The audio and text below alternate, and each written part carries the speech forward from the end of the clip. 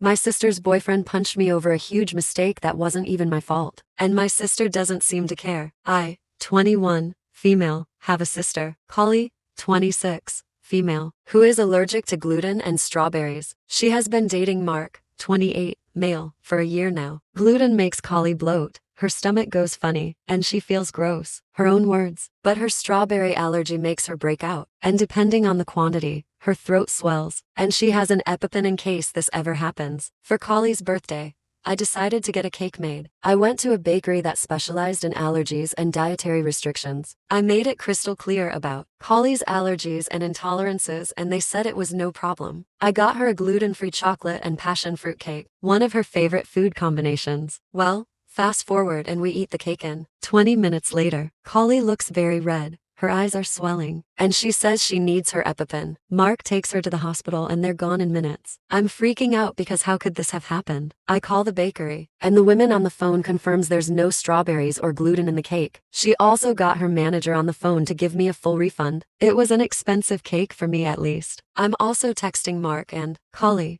to try to figure out what's going on and make sure Collie is okay. Collie didn't open my messages. Understandable. But Mark left me on read even when I was begging for updates. He arrived at my place 2 hours later to pick up their things. Because they left in such a hurry, he wouldn't even talk to me or look at me. I'm sobbing because I would never hurt my sister, and no one was telling me anything. I'll admit I yelled. I told Mark he isn't going to leave without giving me an update. I didn't get in his face or personal space, but I was yelling pretty loud. The next part is a blur. I just remember a dull pain and hitting the wall. Mark had punched me square in the face. He started yelling back about how Collie isn't responding because she's in the hospital because of your actions, and that he's beyond pissed at me for not being more careful about cross-contamination. I'm sobbing even more, but before I could even say anything, Mark was already leaving, and I wasn't going to do anything to make him stay. I have a black eye from the punch. I asked my mom what to do, and she suggested reporting it. But when I tried, I was told there was no evidence Mark did anything, so a report couldn't be made. My family knows what happened, including Collie,